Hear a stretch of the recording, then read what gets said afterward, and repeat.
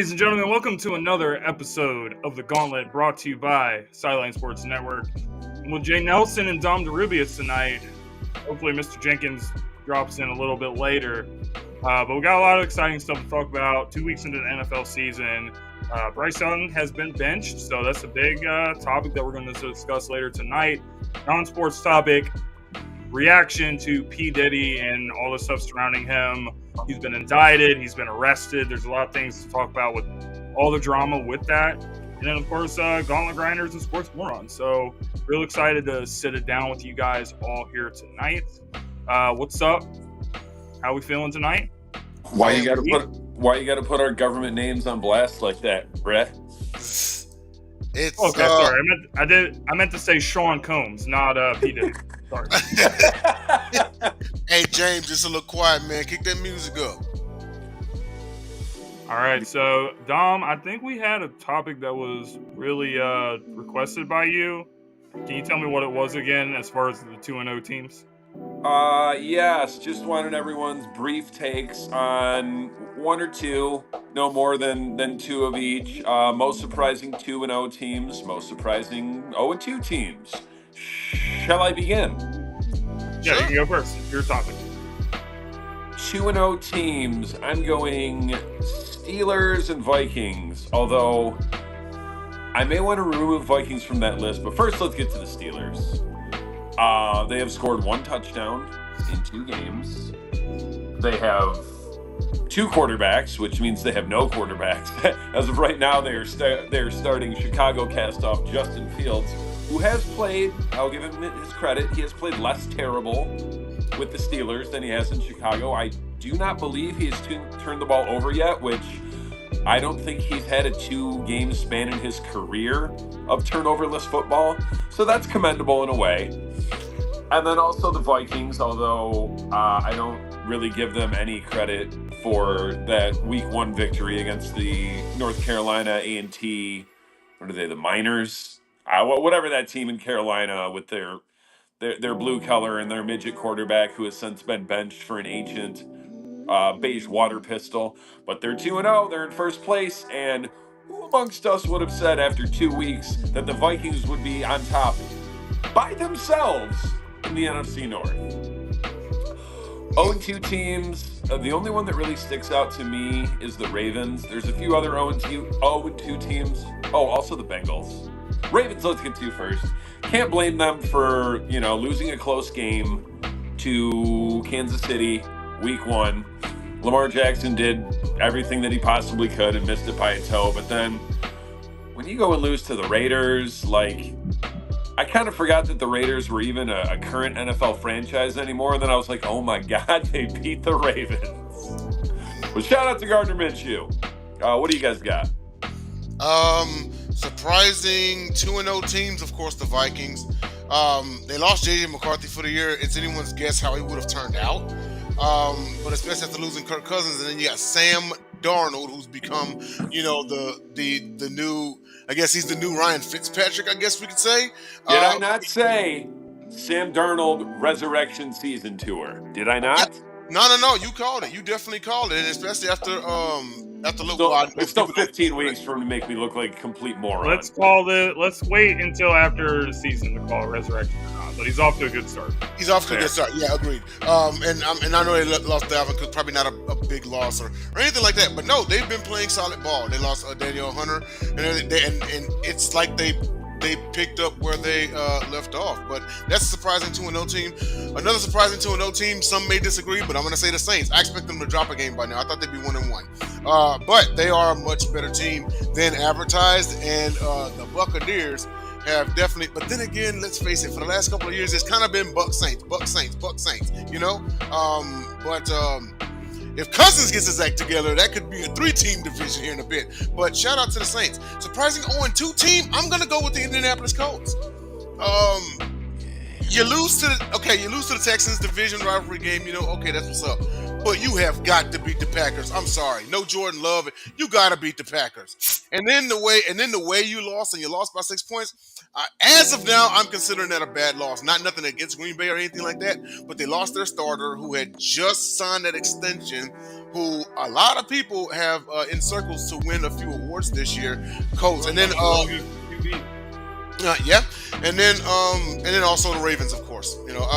Lose to Kansas City, okay, good loss. But I agree with Dom. You gotta capitalize on the Raiders. The Raiders were supposed to be your bounce back game, and instead it turned out to be a trap game because now you have to travel to Arlington, who I called on the pick show for the Cowboys to beat the Ravens. So the Ravens very well could be 0-3 by this time next Friday. James, what you got? Man, it's a pivotal game for the Ravens, too, and for the Cowboys, because I think the Cowboys, both of these teams has a tough stretch even after this week coming up on the schedule, so it's kind of like both teams need to win. But obviously the Ravens are in the conversation for the most surprising 0-2 team. The Bengals are obviously another one. I think that it's been a little more surprising than the Ravens. I think the Ravens are a good football team, but they've just been on the wrong side of stuff.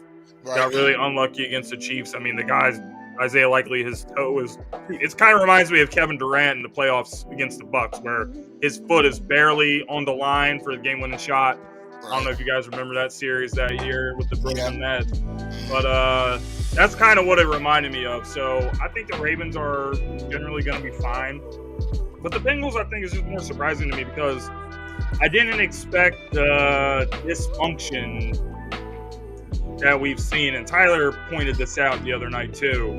Jamar Chase last week against the Chiefs, he's a great football player, but we've never seen him lose his cool like this. There was a missed face mask call, and he's screaming and yelling, and he's going over to the refs, and he gets him another 15-yard penalty, and Joe Burrow's literally in his face trying to get him to calm down. He's still throwing fit on the sideline, man. So, these aren't good things that you want to have lingering around your football team. So I think Cincinnati Bengals are probably most concerning to me. But on the 2-0 side, I will probably have to pick the Saints as well, just because I kind of had it between the Bucs and the Falcons, but it might be the Saints being the favorites. And, that's going to be a tough challenge for the Eagles coming up. But that's what I think about that. Without further ado, let's do some Gauntlet Grinders, guys. Start the show speaking about the top performing players from last week. And how can we ignore Alvin Kamara with 4 touchdowns, a career high for him against the Dallas Cowboys? He definitely has to get the shout out from me. So Alvin Kamara is my Gauntlet Grinder. Dom, who's your Gauntlet Grinder or Grinders for the week? For the NFC, I'm glad that you said Kamara, but I'm looking here. So far, I mean, I know it's only 2 weeks into the season, but this has been the best 2 weeks of watching teams run the football that I can remember in my adult life. Josh Jacobs had 151 yards. Brian Robinson had 133 on 17 carries. J.K. Dobbins had 131 on 17 carries. James Conner had 122. So I'm going 4-headed monster of those others that you didn't name.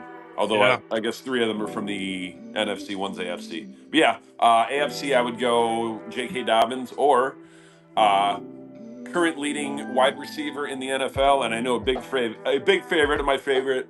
I can't talk. My friend Denzel, University of Michigan wide receiver Nico Collins. Nico! Listen, man, I got to say this about the running backs, just from the performances we've seen this season. Saquon Barkley, the first game against Green Bay, 3 touchdowns. Yeah, Kamara with 4, James Cook with 3. So these running backs are really coming to play. Denzel, who you got for your Gauntlet Grinders for this week? I saw this coming with the Chargers.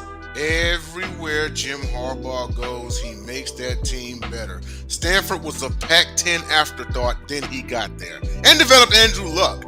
But then you look at his theme. It's always heavy on the defense, heavy on the run game. He went to San Francisco, heavy run game, heavy defense. It got him to a Super Bowl. Then he went to Michigan. Heavy on the run game, heavy on the defense. It won him a national title. And now he is in L.A. The Chargers doing the same thing. I have yet to see Justin Herbert do very much to win a game. This is amazing. But in the AFC, I'm going to actually go with running back James Cook. 11 carries, 78 yards, but scored twice. He averaged 7.1 yards per carry in a win versus Miami, 31-10.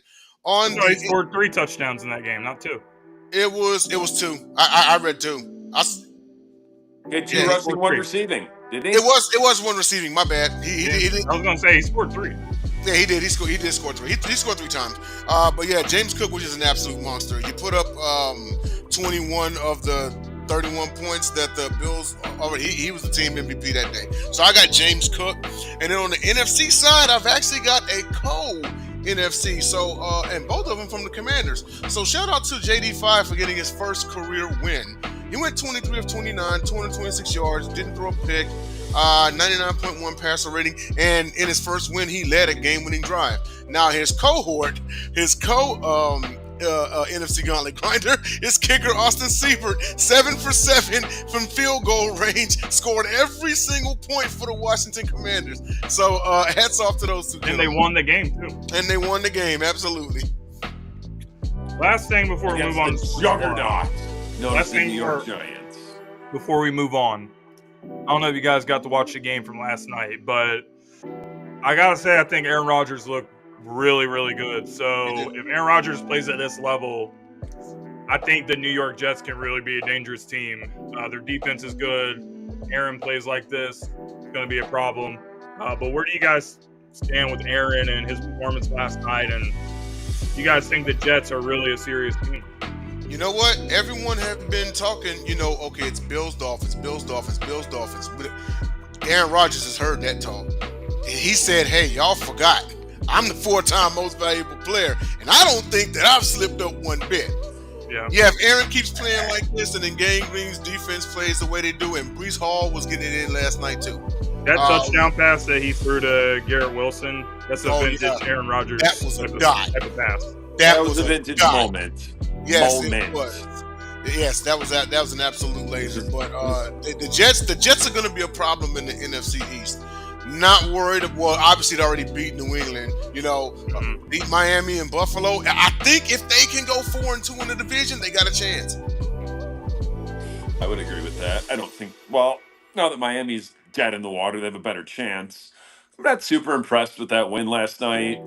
Turns out the Patriots are, in fact, who we thought they were. I don't know what 22 or so players possess the bodies of their starting 22, but they beat a team that hasn't won a game. Still, this is not the Aaron Rodgers that we remembered. There's moments, and it's funny because the first thing that you said about Rodgers was old Rodgers and MVP, and that was the thing he said in the offseason. He did not say a motherfucking word about a Super Bowl. He said, I still think I can play at an MVP level. He said, I think I can win an MVP.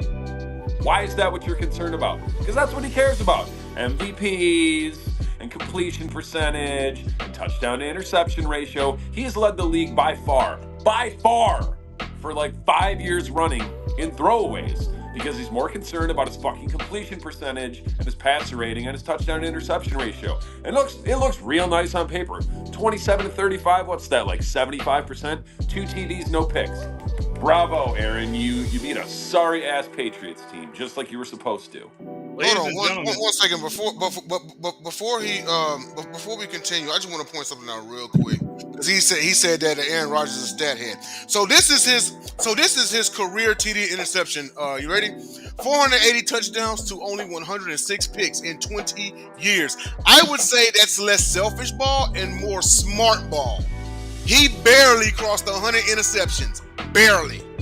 Ladies and gentlemen, I've said it before that he's the most talented quarterback I had ever seen until Patrick Mahomes. And at this point, I would still say Aaron's better because he's got the longer resume. Patrick Mahomes has already got 3 rings. And he's not a douchebag yet. No, just his brother is. Oh, yeah. I mean, more than makes up for it. I wouldn't be surprised if that's an industry plan. Like, hey, bro, can you just go be a total hand job and make me look better? That way, if I ever do anything bad, I can be like, no, it was my brother. Or look at all this bad shit he did. Because I know he's getting annoyed with his wife. Yo, James, we rolling away. Ladies and gentlemen, it wouldn't be unexpected to see Dom hating on Aaron Rodgers. When we get back, Sports Moron of the Week.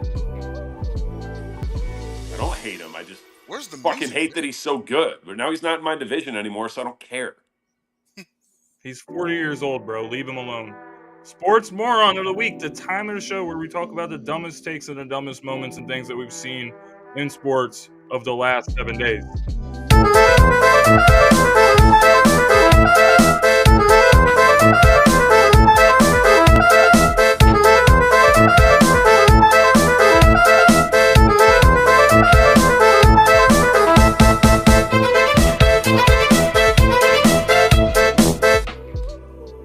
Okay, kicking it off, I'm going to start with, I saw earlier this week that Woj is retiring, the famous NBA insider, been with ESPN for such a long time. He's retiring to become a GM of some team. So there was actually a guy on social media that trolled everyone and said that basically he's taking over for Woj's job. And within a few hours, the guy got thousands of followers. So Sports Moron really goes out to the people that are so dumb on social media and they listen to whatever people post. It has a check mark, which, by the way, you get a subscription now on Twitter and Instagram where you can get a check mark, put your name. You have that. Everyone just believes every word that you put out there. So that's why my Sports Moron is just the ignorance of all the people on the internet and social media. I didn't have one, but Dom? Just came up with this one kind of on the fly. Although I'd like to say my search engine moron of the week goes to Bing for telling me that Frank Reich is still the head coach of the Panthers. Because I type it in, and sometimes on my computer, if I'm not already on Google, it goes to a Bing search.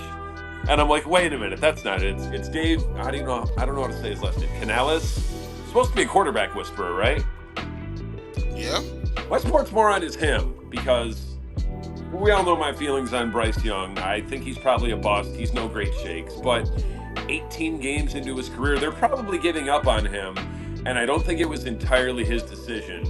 I'm sure what I now consider to be the worst owner in the entire Billionaire Boys Club, also known as, the NFL Owners Box, Dave Tepper, I think he got in his ear and was like, hey, I need you to sit Bryce Young down. We're going to go with Andy Dalton. What's the best possible outcome for this? Bryce Young gets traded. And we might as well just move on to the next topic, which is Bryce Young. So since you posed the question, Bryce Young is in an impossible situation. And I know how much Denzel loves CJ Stroud, but if you put CJ Stroud on this team, do you really think you would get a better result? Based on what we've seen from all the quarterbacks that's played there, Baker Mayfield was struggling, leaves, now he's thriving. Sam Darnold, thriving. So it's an organizational problem. It's not a Bryce Young problem. You can't put everything on this guy after only playing basically one season and struggling for a couple games. There's no team around him. There's no receivers. There's no offensive line. There's no running game. There's no identity. There's nothing there for him. And the results of the other quarterbacks that have played there and what they're doing now is just further proof that there is an organizational problem with the Panthers. So I think the best thing to happen for Bryce Young is for him to get traded, and wherever he ends up, coaches work with him and build a team around him, and he can probably put something together. I think a good place for him would be the Los Angeles Rams, since you got Stafford that's probably going to be playing his last couple of years now. Worst case scenario, he goes there for a year, sits on the bench. You got a coach like Sean McVay. There's nobody better to work with as an offense than Sean McVay. So I think that would be a great situation for him. And I don't think all the problems the Carolina Panthers have right now are going to be resolved by benching Bryce Young and moving on to Andy Dalton. That's my take. As much as people have been critical on Caleb Williams, and especially after watching the Panthers and then watching last game, with the exception of whenever we blitz Caleb Williams, there's one thing Caleb Williams has that Bryce Young doesn't, and that's time to throw. Bryce Young, the way Caleb Williams had been running for his life in the place that he had, that's Bryce Young just about every play. You're right, he has absolutely nothing there, and I do think that this benching was premature. They have absolutely no clue what they're doing over there. If Stroud was on the Panthers and Bryce Young was in Houston, because of how Stroud turned out to be, I actually will say it's a 50-50 shot, because remember, Nobody knew our receivers before Stroud got there. So and at least the Panthers had Thielen. So I would say with Stroud, it's 50-50. Ultimately, does he replicate the successes last year? Probably not. They probably win 3 more games, but that's it. Because it's just a total dumpster fire up there. Now, Andy Dalton, oh man. Andy Dalton, who also has become kind of the career journeyman ever since he left Cincinnati. I don't expect him to do too much better because there's nothing there. He might get 2 wins out of the deal, but that's about it. At some point, how many times are you going to have a top pick and then you got nothing coming out of it? At some point, when does Tepper sell the team? How many head coaches have come across there since Matt Rule? Hell, even the one before Matt Rule. This is why I don't hold anything on Baker Mayfield. Because Baker Mayfield left Cleveland, he went to the Panthers, he had no business in Carolina. People expected his career to die. He had a short stop with the Rams, and now look at him with the Bucks, and he just got his money. Browns fans are sick right now watching Baker Mayfield, So Mayfield, he never ever should have been a Panther in the first place. We're not even going to count. Like, I look at Baker Mayfield's time in Carolina like I keep Elijah Warren's time with the Toronto Raptors. It never happened. Right. Blink and you missed it? Exactly. Go ahead, Tom. Well, first of all, you put some respect on that man's name. That is 2-time Pro Bowler Andrew Gregory Dalton, affectionately referred to as the beige water pistol. Here's my thing. Okay, so you sat Bryce Young down. They don't know if they're done with him, if they're just going to let him cool off, try to learn. There's a thing or two he can learn from Andy Dalton, such as not changing your hairstyle for your entire NFL career. But what happens this week when Max Crosby or Christian Wilkins gets their 7th sack of the first quarter on Dalton? He dies on the field, and guess what? They don't have a QB3. So as soon as Dalton gets hurt, even if he just has to come out for a play or a series, you're right looking back to Bryce Young. And honestly, I feel sorry for the dude. Do I think it's all on him? Absolutely not. This is the clown car of all organizations in the NFL. They make the Arizona Cardinals look good. It's kind of sad. Do I see him like you were saying before, shoe on the other foot? If you put CJ Stroud in Carolina and Bryce Young in Houston, would it be the same thing? Similarly, I think CJ Stroud is a much better quarterback. He's already better right now, and he's got a higher ceiling. I think CJ is better. I think CJ is also a better quarterback, but you have seen multiple quarterbacks fail in the same situation repeatedly. Bryce is not the only one. So CJ, I think, would also fail. He would. I do. Yeah. And then we have a conversation, is Carolina being fair to CJ? Quarterback Jesus, and I'm not talking about Charlie Whitehurst. Jesus playing quarterback could not will this team to a win in Carolina right now. God forbid on the road. It's a sad story, and I have some friends that are Panthers fans, and my heart goes out to them. Shout out to Mark Barron. At this point, they literally are. I mean, at this point, they could call Cam Newton off the couch, and I don't even know if he can do it, but he might even get him a win or two. Him. I'm pretty sure he would answer the phone on FaceTime like these. Actually, he might come back. I mean, I don't think he actually would at this point, but I bet if they called him, he would at least consider it. It doesn't matter who you put behind the center. You can put Patrick Mahomes behind the center of this team, and you would still have a lot of problems. 100%. There needs to be continuity. There needs to be identity. There needs to be we do this on offense. We like to run the ball. Not that they're only we like to control the clock. We like to rely on our offensive line. This is what good teams are doing in the league right now. They have their identity, and they know what it is, and they stick to it, and that's how they have a lot of success. Carolina does not have that.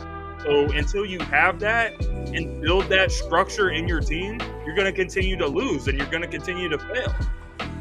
They already pretty much signed Bryce Young's death warrant before they even drafted him, and I said this when it happened.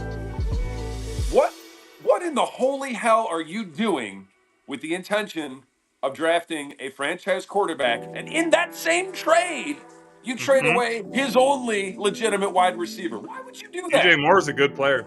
Yeah. Why would you do that? He just had his best season last year. Yeah. And we didn't even touch on the fact that his confidence just took a severe hit by doing this. He's the number one, so he's already got the pressures of having to live up to being the number one overall pick. And then by this happening, his confidence is going to take a huge hit from this. I don't know how someone comes back from that. And not to mention, hold on, he needs a new team. We've seen it so many times when guys went to a new team. He's Sam Darnold 2.0 right now. We thought Baker lost his confidence. Yeah. We thought Baker did when he was with Carolina, when he was with the Rams. And then he went to Tampa, and everyone was like, he's probably not going to do that much. But you saw what he did and what he continues to do. The smart Cleveland fans knew. I really think I really don't think the story is finished on Bryce Young. Not at all. If Bryce Young gets traded to another team and has success, and the Panthers still are what they are, I just might draft up a damn petition to have the UFL Birmingham Stallions get promoted to the NFL Relegation. and demote the Carolina Panthers to the UFL. Let's do it. Might draft I really don't think it's a bad idea. That's why I always tell you guys I love relegation because I love watching soccer. Dude, that's how they do it over there, man. Years. The best. He's great in college football too. Yeah. It's the absolute best. Yeah, this is it's bad. Bryce Young, I mean, I would tell him to do his best to keep his head up and such. And you know what? Maybe he might be looking to shop for another home in another year. We just might see in the middle of next season Bryce Young demands trade. If I keep your head up, keep your head above water in the kiddie pool because he's so goddamn short.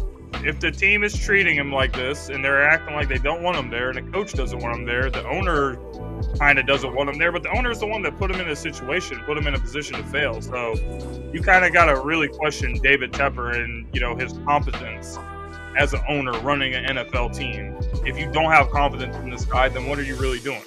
The same dude that threw a drink in the man's face. Oh yeah, you can't take him serious. Like I just feel like the team for him to go to is the Rams. I feel like it's the best position for him to go.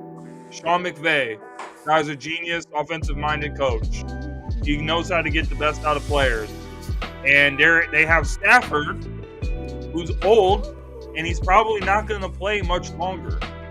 Even if he retired after the season, I would not be surprised at all. No, Matt Stafford's going to Tom Brady and playing until he's 45. If I had to give a landing spot for Bryce Young in a trade, I think the Rams is the best place for him to go. The Rams does sound like a good idea. After all, McVay did develop golf, and they did go to a Super Bowl. So it actually is not a bad look. Wow. But if not the Rams, where else? If you guys had to pick another team things that for Bryce Young, what team do you see him going to? You had to pick another team. Think about teams that needs a quarterback. Raiders, quarterback maybe. is kind of older. Raiders, maybe, just because they don't really have one. Yep. Gino, I don't know how much longer he'll be in Seattle. This year is kind of his make or break year. There's a lot of places. What about Giants? Giants? What about you? You cut bait with DJ and start fresh with Bryce Young. Right. And then Carolina can draft Shedeur Sanders and ruin him too. Although I feel like Deion might work his magic unless he takes that FSU job. I think he's going to demand. I'm not very high on as the head coach. He's just going to be like, I'll tell my team, or I'll tell my son to not. You're not going there unless I'm going to be the head coach. So we I haven't seen enough from Shedeur Sanders to be like, yes, this guy should be making demands. Me neither. Kind of like with Deion Sanders saying, "Oh well, I'm only going to let my son play for certain teams." Your son has to be good enough to warrant that. But what I've seen from him for the last couple years at Colorado, he's not that good. It's a weak draft year. As of right now, did Jared Goff really warrant being a number one overall pick? Now hold on, let's be fair because we were criticizing Caleb Williams for making demands. If Shedeur Sanders is making demands, he's not half as good as Caleb Williams was in college. Certainly let's be real. Yeah, the guy was a Heisman winner. Weak draft year. If, as of right now, where would you see Shedeur going in the draft if he's even drafted? It would have to be whoever has a top pick and needs a quarterback. I can't really answer this question right now because I don't know who's all the teams we just mentioned, because they'll all be bad. Carolina, Giants, No, Raiders. I said where would he go in the draft? Like first round, second round, third. I mean, he's fourth, probably fifth. going to still go in the first round because of Go his in the name, first round. This is the nepotism era. When I see him play, I don't see a professional sports franchise drafting. quarterback. When I see him play, I don't see a franchise quarterback. But you still see him in LeBron the James' first round. special ed son got drafted in the second round. You don't think Deion can get Shedeur into the first round? That's not what the question was asked. The question was, do you really think he can be a franchise quarterback? The obvious answer is no. He's not. I haven't seen enough yet. Not nearly enough. I think we're on the same page with that. Up on FCS schools, barely beat Colorado State, get his doors blown off by real NFL or NCAA programs. So I was talking to my mom about this, and she actually really loves Travis Hunter. She actually thinks Shedeur Sanders should have stayed at Jackson State. She thinks the competition in the FBS is too much for Shedeur. Here's what I could really see happening, perhaps. Florida State's probably going to fire their head coach. They need a quarterback. Maybe Shedeur and Deion go to FSU for a year. I think it's a much better idea for both of them. I don't think they're going to fire their coach. I don't know. I mean, they were just almost in the playoffs. Their quarterback got hurt that season. They that was haven't won a game. That was You're like telling me if they go 5-7, they'll fire win him? some games. They'll win some games. This will be a down year, but they're probably not going to fire the coach. Dom, hang on a second. They went. They will if it means they can hire Deion. Dom, hang on.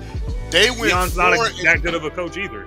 They went 4-8 in the Pac-12, and they're in the Big 12. Now you want to stick Shedeur in the tougher ACC? I'm not saying Now, hold it'll on, work Dom. out good. Let I'm me just ask you a saying Let me it's ask a you a very question. likely possibility. Since you brought it up about Deion, well, teams will drop what they have to hire Deion Sanders. What has Deion done and accomplished that as a coach, not as a player, not because of his name, what has he accomplished as a coach? I'm not disagreeing with you. Okay. So then why did you say teams should drop what they have to hire him? I'm not saying they should. I'm just saying they might. That's the job he's been angling for since he went to Jackson State. He said that much. That's the job that he wants, and he's certainly not ready for the NFL. He's not qualified for it. I don't disagree with you whatsoever. I'm just saying that's what he wants, and it's okay. It's a headline. It's I like the conspiracy theories. My problem is just that when we've seen Deion Sanders go up against top competition, I'm pretty sure we talked about this on the show already before, but when we've seen him against the top competition, he gets jail sex. He gets destroyed. He gets destroyed against his competition, even though he talks a lot and he tries to hype the team up and hype himself up and we're this and that. And then you go against Oregon and you lose by like 50 points. So until you can actually show that you can compete on a higher level, then I have no reason to think that you're a top tier coach.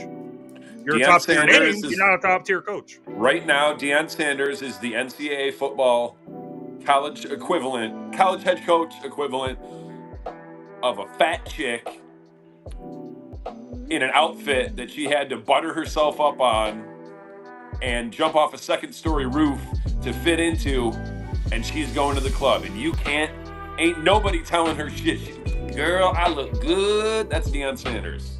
He still thinks they're a national title contender. He thinks his son's a Heisman candidate. You can't tell Deion shit right now. Colorado's not going to fire him. No, obviously not. He's brought all that exposure to their program, and that's really all they wanted.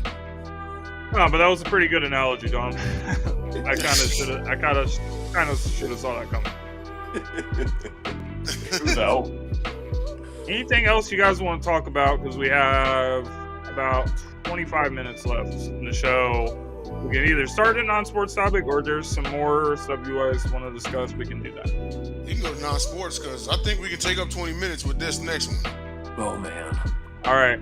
So I don't know if you guys have been paying attention to the news, but Sean Combs, as he's called, also known as P. Diddy, also known as Love, is being charged with sex trafficking, and there's no bail for him in this case. Yeah. host of other It's crimes.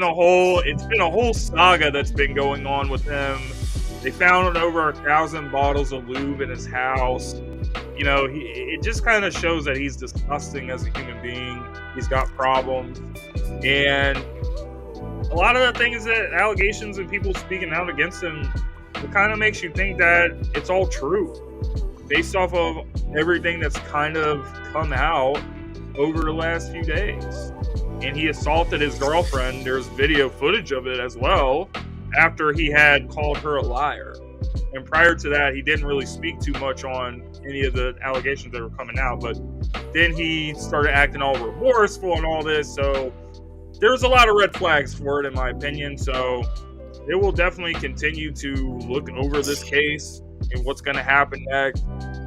It probably could be even up to a year before he goes to the trial, because they still have to work so many things out. So I don't know.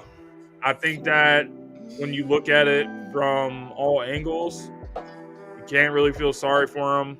He's done it to himself.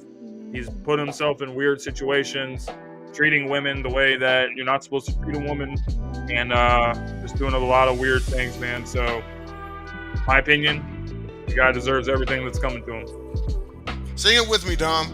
1,000 bottles of baby oil on the wall. 1,000 bottles of baby oil. You take one down, you pet. Too soon? Listen, that was bananas. Okay, he single-handedly shut down Johnson & Johnson. Like, how do you? Imagine being the cop, like searching for like evidence, like during the raid or whatever, when you go and pick him up, and finding that, like, yeah, you need to come look at this, and then you count everybody. Man, that is. But you know what? This is the big thing, though. Aside from all the stuff that he did.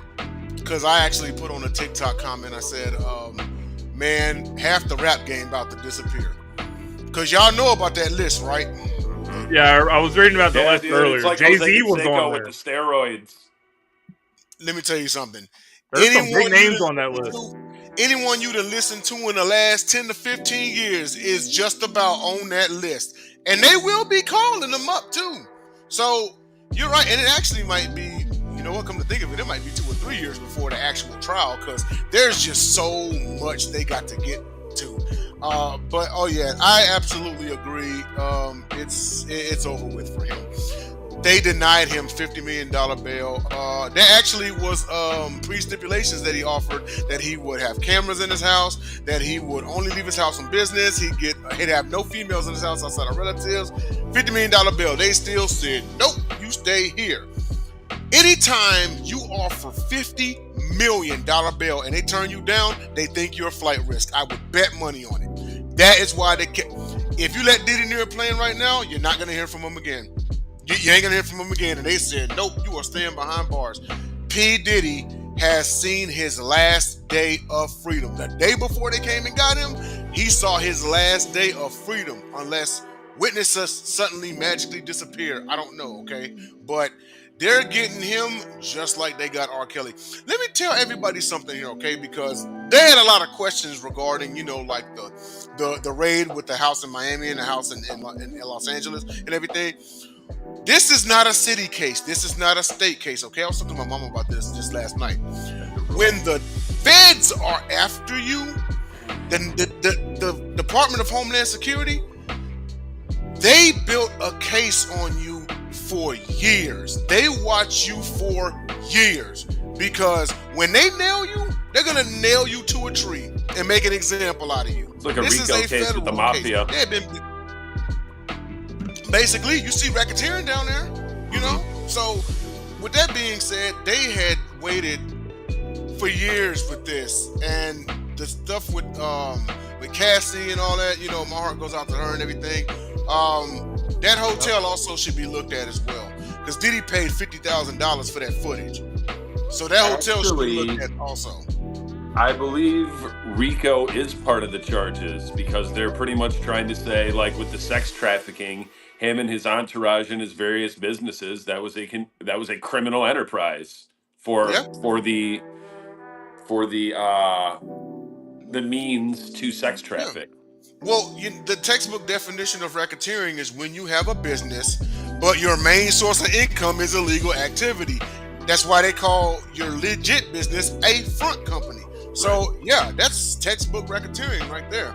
I think they are going full Rico with this, but oh yeah, it's a done deal. I am just wondering who he's going to rat on if he rats. But even without that, they got access to everything. They got Diddy really loved to film himself and film it, and the feds got all of that, so they will be watching those tapes.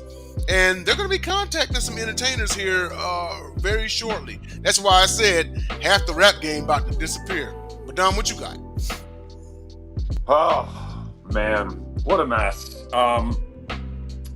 When you've got someone like Diddy, who I believe for most of his career, like on scale of 1 to 10 as a rapper, producer, whatever, like he was more of a mogul than anything else. But it's like when you've got that kind of money, I mean, this goes for any celebrity. When you got that kind of money and that kind of free time, it's not like he's sitting there in the studio every day making fire ass beats, or just off somewhere on a secluded island or in a studio somewhere, spitting hot fire for his next album. He's never really, his main focus has never been music. Not really. He ran Bad Boy for a while. He rode the coattails of Biggie till he died. Then he drops an album and it goes multi-times platinum. And I'm pretty sure the one after that did as well. But it's like I said, I've never been a fan of Diddy's music.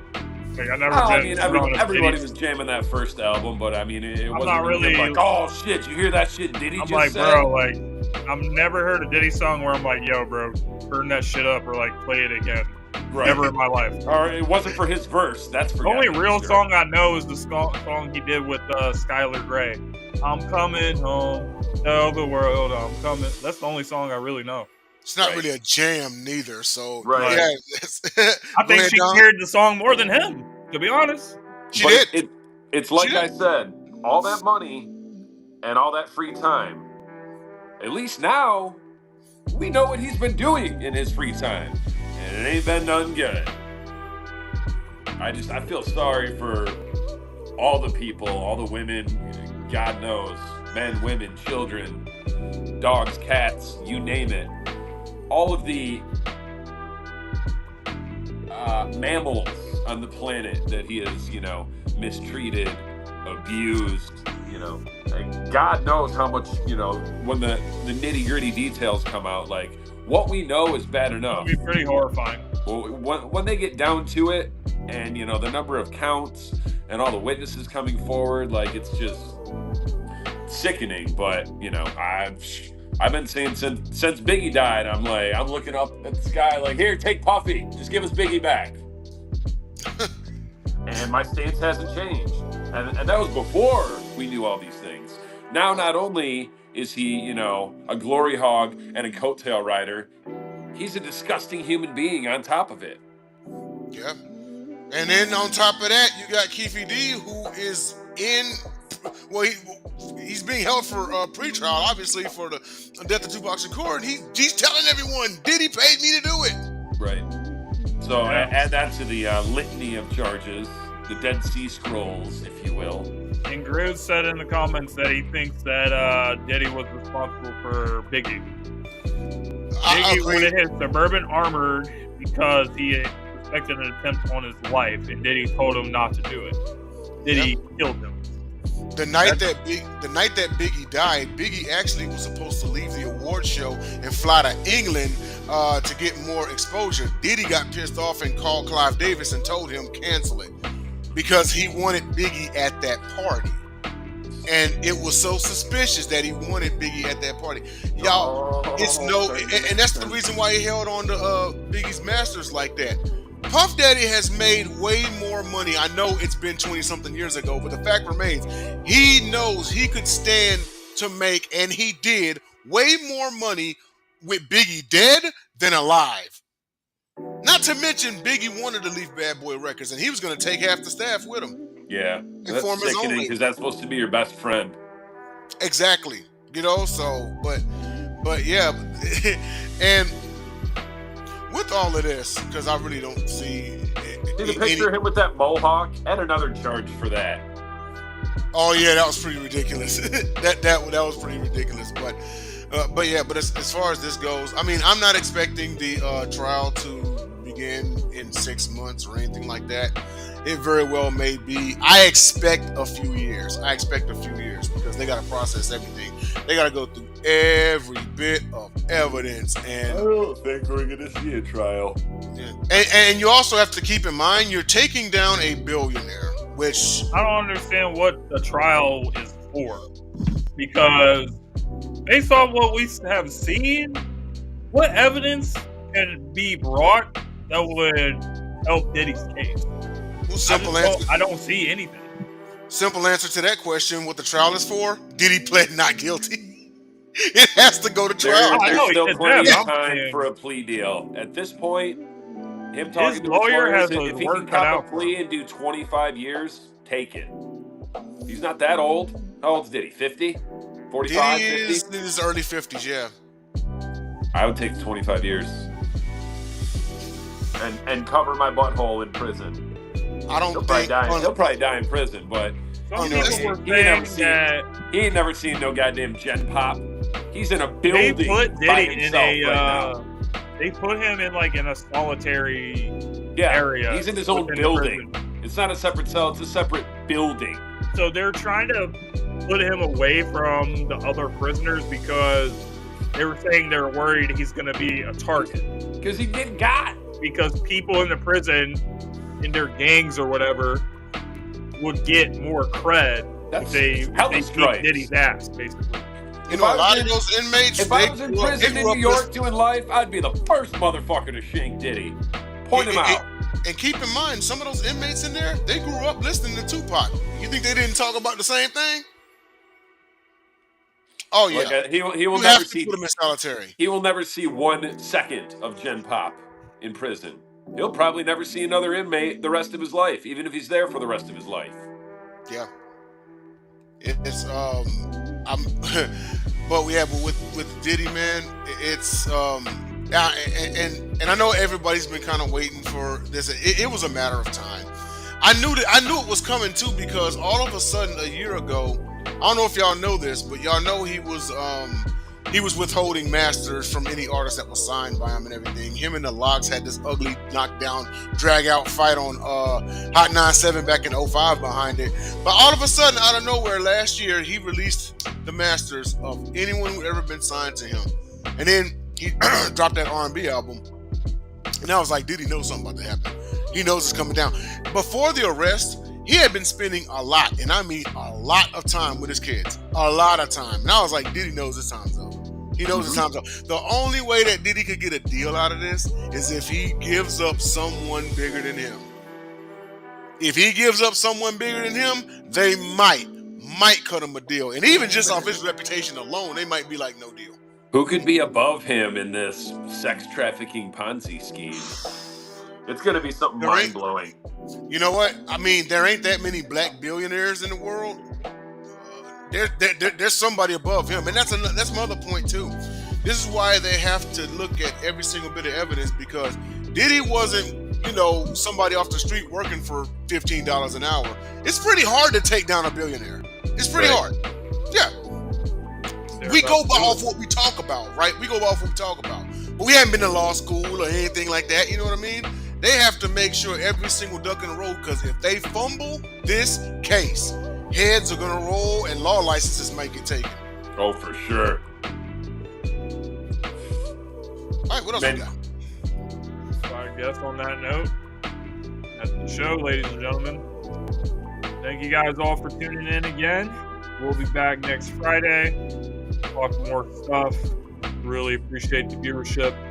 Part of the Sideline Sports Network. Make sure you guys tune into the other shows throughout the rest of the week. You guys got anything before we get out of here? Actually, I had one more thing. Let me draw it up real fast. I have one more thing. Y2 Spider Banana? No, not quite. No, not that. You were drawing it up. Y2 Spider 2 Y Banana. Oh, whatever. Is it Spider 2? Oh yeah, it's Spider 2. It is Spider 2 Y Banana. Okay, so so on September the 24th, and I'm here on the innocenceproject.org. So the execution of Marcellus Williams is set to go down. However, there has been evidence, DNA evidence, that would exonerate him for he was convicted for the murder of a woman in 1998. But there was evidence that basically said that he didn't do it. It would exonerate him, but the judge did not allow it. So if you go on innocenceproject.org and search for it, there's actually a petition going around. It currently has 403,940 signatures. So if you sign it, someone takes a look at it in time, and maybe, just maybe, they'll have a stay of execution, and then they can take a look at the evidence again. Also, the judge, you can go on YouTube and type in Fox St. Louis, Marcellus Williams, and it'll come up everything. That judge needs to be recalled. Absolutely, because how do you not allow this? They're about to execute an innocent man. So if you go on innocenceproject.org, Marcellus Williams, and sign a petition, it just may be able to help him out. He's set to be executed on September the 24th. That's right around the corner, obviously. So 4 days. So get there, sign it, and hopefully it can make a difference.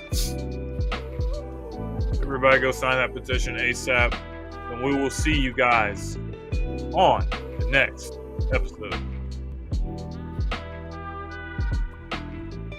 Gauntlet out.